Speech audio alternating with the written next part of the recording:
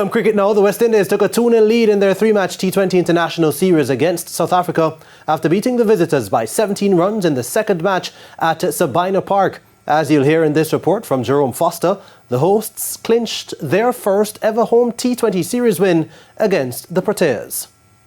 So it was another good all-round performance from the West Indies, which saw them take an unbeatable 2-0 series lead against the South Africans here at Sabina Park. The West Indies sent into bat had their usual King Charles partnership, but it was not a royal connection. It lasted 22 balls as Charles departed for 7 at 26 for 1. Standing captain Brandon King and Kyle Mears, they rekindled things for the host, but the former was dismissed by debutant Ngaba Peter for 36 at 54 for 2. And the host ended up being in a spot of bother at 83 for 3 after 9 overs. However, Ruston Chase utilized great dexterity as he crunched 7 fours and 2 sixes in an unbeaten 67 of 38 balls. Andre Fletcher, he supported with 29 of 18, but a brutal 26 of 13 from Romario Shepherd lifted the host to 207 for 7 of their quarter of overs. Shepherd slamming 3 sixes and 4s against Peter, who finished with 2 for 21. The Proteas made a blistering start in their chase of 208.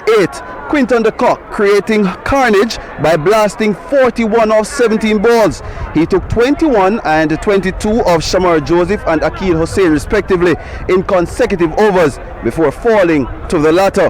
That was 81 for 1 after 5 overs. But the visitors, they slipped to 124 for 4 in the 12th over.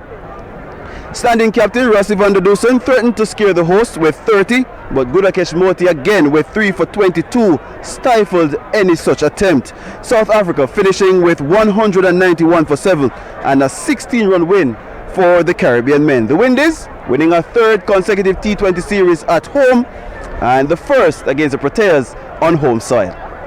Well, firstly, when I go to the wicket, my role is mainly to just knock it around, give the other batsmen around me who are mainly aggressive players the strike, because more than likely when I go in, someone will be in already and flowing, so it's just for me to get out there and keep the scoreboard ticking and look for my boundary options when the chance comes along, and then once I take it deep, it's then for me to press on the accelerator from there. For Quinton de Kock, it's still a learning curve for some of the players.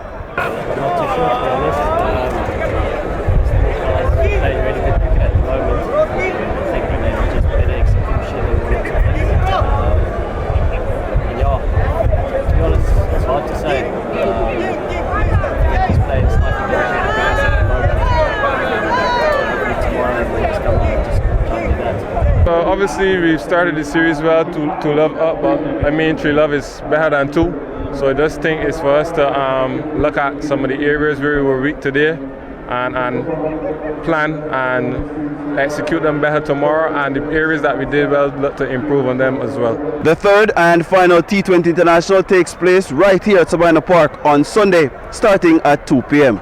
From Sabina Park, I'm Jerome Foster for TVJ Sports.